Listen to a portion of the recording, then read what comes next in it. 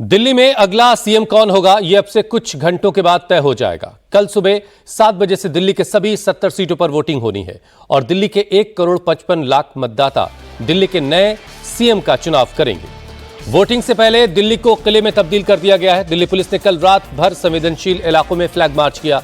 दिल्ली में 35,000 से ज्यादा पुलिसकर्मियों की ड्यूटी मतदान के लिए लगाई गई है। 220 कंपनियां सेंट्रल रिजर्व फोर्सेस की भी इस पूरी प्रक्रिया के दौरान सुरक्षा में तैनात रहेंगी। इसके अलावा 19,000 होमगार्ड के जवानों की ड्यूटी भी लगाई गई है। कल शाम प्रचार खत्म होने के बाद से ही बाहरी आदमियों को दिल्ली छोड़ने के आदेश दे दिए गए हैं।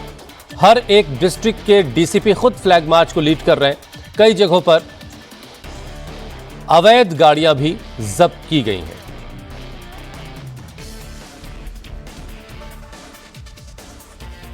तो ये 6 अलग अलग तस्वीरें अलग अलग इलाकों की, जहां पर पुलिस ने फ्लैग मार्च किया, सुरक्षा बलों ने फ्लैग मार्च किया और हर आने जाने वाली गाड़ी की तलाशी ली जा रही है।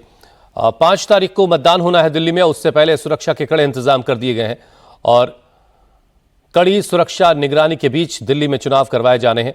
और दिल्ली के तमाम इलाकों में इस वक्त पुलिस जो है दिल्ली के जितने भी एंट्री पॉइंट्स हैं उन तमाम एंट्री पॉइंट्स पर इस वक्त सघन तलाशी हो रही है। जितनी भी गाड़ियां दिल्ली में दाखिल हो रही हैं उन तमाम गाड़ियों की चेकिंग की जा रही है और अलग अलग इलाकों में पुलिस फ्लैग मार्च करके सुरक्षा सुनिश्चित कर रही है।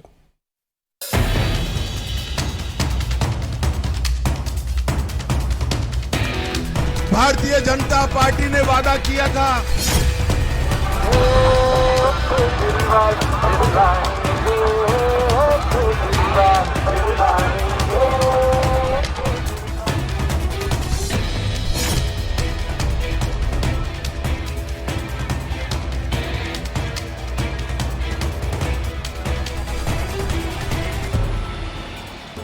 दिल्ली विधानसभा चुनाव के लिए वोटिंग में अब महज 24 घंटे का वक्त बचा है। तैयारियां पूरी हो चुकी हैं। पुलिस और सुरक्षा बलों की तैनाती शुरू हो गई है। दिल्ली विधानसभा की 70 सीटों के लिए इस बार कुल 1,56,00,000 मतदाता हैं। इनमें से 83,76,000 पुरुष और 72,36,000 महिला और 1,267 थर्ड जेंडर वोटर्स हैं, जो कि 13,766 पोलिंग बूथ पर अपना वोट डालेंगे। इसके साथ ही दिव्यांग मतदाताओं के लिए 733 स्पेशल मतदान केंद्र बनाए गए हैं। दिल्ली में इस बार ज्यादा से ज्यादा वोटिंग हो, इसके लिए चुनाव आयोग ने लोगों की सहूलियत का भी खास ख्याल रखा है। चुनाव आयोग ने Q management system app launch किया है, जिसके जरिए मतदाता ये जान सकते हैं कि उनके पोलिंग बूथ पर कितनी भीड़ है। वोटिंग को देखते हुए पुलिस ने दिल्ली के अलग अलग इलाकों में अपनी चौकसी बढ़ा दी है। दिल्ली पुलिस के जवान और पैरामिलिट्री के जवानों के साथ सीनियर अफसर फ्लैग मार्च कर रहे हैं। डीसीपी खुद गलियों बाजारों में फोर्स के साथ फ्लैग मार्च कर रहे हैं। हर गाड़ी की तलाशी ली जा रही है। जो भी संदिग्ध दिख रहा है उससे पूछताछ हो रही है। हमने बॉर्डर पे जो पिकेट्स लगी हुई हैं उनको फर्दर स्ट्रेंथन करते हुए इंटेंसिव चेकिंग स्टार्ट कर दी है, ताकि कोई राउडी एलिमेंट्स या कोई उधर से स्मगलिंग ना हो दूसरे ज़िले से किसी से। साथ ही साथ हमने जो वल्नरेबल एरियाज़ हैं जहाँ पर हो सकता है कि कोई प्रलोभन दिया जा सके या कुछ इलीगल एक्टिविटी हो सके, वहाँ पे हमने खूब रूट मार्च कराए हैं और फर्दर पिकेट्स इंटेंसिफाई करी गई हैं। साउथ दिल्ली यहाँ पे कई सारे जो स्लम क्लस्टर्स हैं या फिर डेंसली पॉपुलेटेड एरियाज़ हैं, वो बहुत सारे वल्नरेबल एरियाज़ हैं, उनमें हमने फर्दर पेट्रोलिंग इंटेंसिफाई कराई है। सीनियर ऑफिसर सब फील्ड पे उतरे हुए हैं और जाके पब्लिक से बातचीत कर रहे हैं, ताकि किसी में सब फ्री एंड फेयर इलेक्शन की तैयारी कर सकें। दिल्ली में इस बार आम आदमी पार्टी और बीजेपी के बीच कांटे की टक्कर है, तो कांग्रेस की पावरफुल मौजूदगी ने इस चुनाव को त्रिकोणीय बना दिया है। चुनाव प्रचार के आखिरी दिन तीनों ही पार्टियों ने अपने दिग्गजों को मैदान में उतारा। बीजेपी के लिए गृह मंत्री अमित शाह, रक्षा मंत्री राजनाथ सिंह, जेपी नड्डा और कई मुख्यमंत्रियों ने प्रचार किया। पार्टी ने दिल्ली में 22 रोड शो और रैलियां की। आम आदमी पार्टी के नेता अरविंद केजरीवाल ने सीएम आतिशी के चुनावी इलाके में 3 रैलियां की। वहीं राहुल गांधी और प्रियंका गांधी ने कालकाजी और कस्तूरबा नगर में रोड शो किया। बीजेपी इस बार दिल्ली में बड़ी जीत का दावा कर रही है। चुनाव प्रचार के आखिरी दिन अमित शाह ने दावा किया कि केजरीवाल नई दिल्ली सीट से चुनाव हार रहे हैं।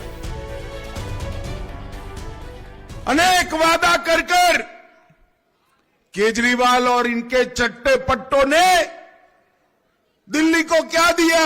भ्रष्टाचार दिया, कूड़ा कचरा दिया, जहरीला पानी दिया और तुष्टीकरण का व्यवहार भी दिया।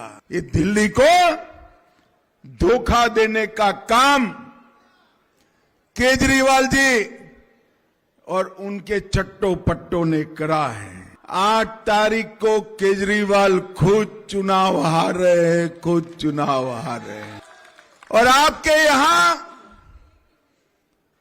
मनीष सिसोदिया जी आए हैं। मनीष जी को पूछना, भैया ऐसा क्या करा कि पड़पड़गंज से आपको यहां पर आना पड़ा? पड़पड़गंज छोड़कर आए हैं। कि केजरीवाल जी कितनी सीट आ रही हैं? आज मैं आपको बताना चाहता हूं, मेरे हिसाब से 55 सीट आ रही हैं, लेकिन अगर मेरी मां बहनें एक बारी जोर का धक्का लगा दें तो 60 तक पहुंच सकती हैं।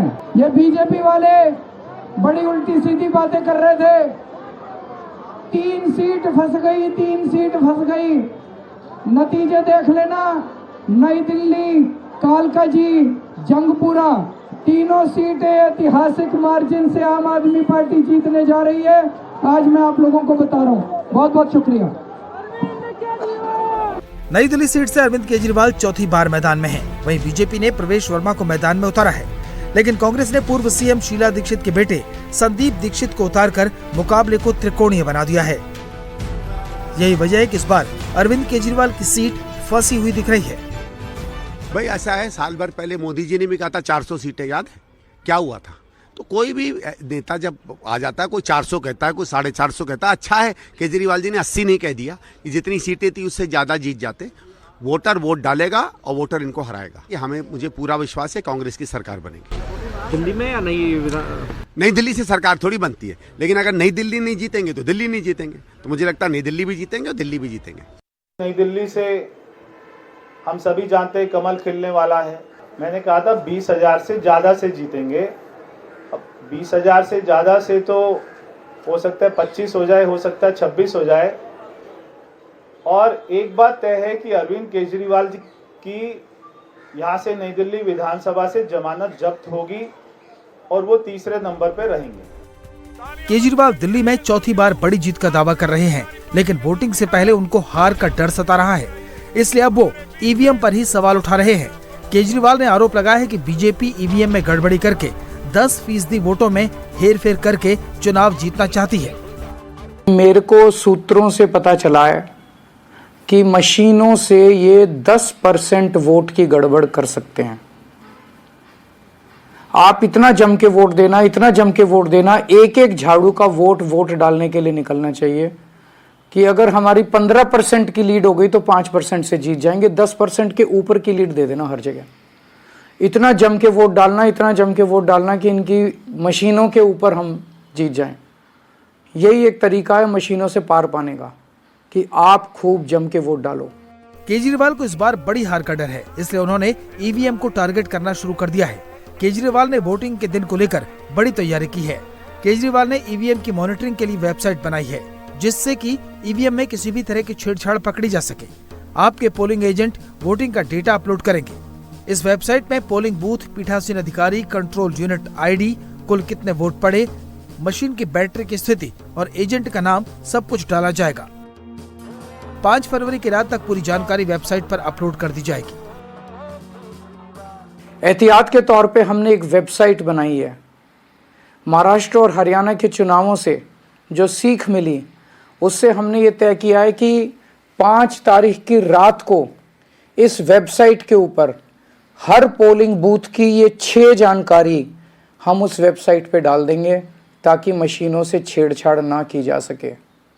नंबर 1, उस पोलिंग बूथ का नाम या नंबर क्या है। नंबर 2, उस पोलिंग बूथ का प्रिसाइडिंग ऑफिसर कौन है, उसका नाम। नंबर 3, कंट्रोल यूनिट का आईडी क्या है, जो कंट्रोल यूनिट है उसका आईडी क्या है। नंबर 4, उस बूथ पे रात तक अंतिम तक टोटल कितने वोट पड़े।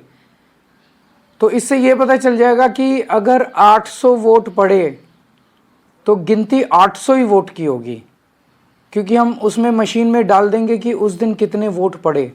कई जगह आरोप लगता है ना कि वोट तो पड़े 600, गिनती हो गई 800 वोट की, तो वो नहीं हो पाएगा। हम 5 तारीख की रात को सारा डेटा वेबसाइट पे डाल देंगे। वहीं दिल्ली के सीएम आतिशी सिंह ने बीजेपी उम्मीदवार रमेश विधुड़ी के बेटे मनीष विधुड़ी पर इलाके के लोगों को धमकाने का आरोप लगाया है। आतिशी ने इसकी शिकायत पुलिस में भी की, जिसके बाद पुलिस मनीष विधुड़ी को लेकर गई है। आतिशी ने आरोप लगाया है कि कालकाजी में बाहरी लोग घूम रहे हैं। रमेश विधुड़ी जी की तुगलकाबाद गांव की टीम से कोई यहाँ पे जे कैंप गिरिनगर में लोगों को धमका रहा है। मैं और मेरे लोकल कार्यकर्ता हम चुनावी कार्यालय में ही बैठे थे, तो हम 8-10 लोग यहाँ पे आए तो पता चला कि मनीष विधुड़ी जी, जो रमेश विधुड़ी जी के सुपुत्र हैं, तुगलकाबाद गांव के निवासी हैं, यहाँ पे 3-4 और बाहरी लोगों के साथ जे कैंप गिरिनगर के बाहर बैठे हुए थे। हमने उनकी GPS टाइम स्टैम्प्ड फ़ोटो भी ली है, आप कैमरा में देख सकते हैं। ये मनीष विधुड़ी जी हैं, बेटे हैं रमेश विधुड़ी जी के। 3 फरवरी 11:30 बजे की फ़ोटो है, साइलेंस पीरियड की फ़ोटो है, जिसमें ये कालकाजी में अलाउड नहीं है। अभी पुलिस इनको लेके गई है और मैं उम्मीद करती हूँ कि प्रॉपर कार्रवाई होगी और किसी भी कालकाजी के नॉन रेजिडेंट को यहाँ पे अलाउ नहीं किया जाएगा। ये इलाके के लोगों का जो प्यार है, इलाके के लोगों का आशीर्वाद है, उसके अनुसार पहले ही दिन से कभी भी चुनौती लगी ही नहीं, क्योंकि आतिशी ने 5 साल में कुछ कराया नहीं, यहाँ पर कुछ नहीं कराया। नार के जीवन जी रहे लोग। और अलका लांबा जी पहले आम आदमी पार्टी में चक्कर काट के आ चुकी हैं, राउंड मार आई है बेचारी वहाँ पर वो, तो इसलिए क्रेडिबिलिटी उनकी भी नहीं है ना। हम एक क्रेडिबल पार्टी के कार्यकर्ता हैं, हमारे मोदी नेता हैं, उनके ऊपर सबको विश्वास है। तो मोदी जी जो कहते हैं वो करते हैं, तो मोदी जी पर विश्वास है, इसलिए भारतीय जनता पार्टी जीत रही है। कालकाजी सीट पर इस बार दिल्ली के सीएम आतिशी सिंह का सीधा मुकाबला बीजेपी उम्मीदवार रमेश विधुड़ी से है, लेकिन कांग्रेस ने यहां से अलका लांबा को उतारकर मुकाबले को त्रिकोणीय बनाने की कोशिश की है। अब वोटिंग का काउंटडाउन शुरू हो गया है, जिसके बाद सभी उम्मीदवारों की किस्मत ईवीएम में कैद हो जाएगी।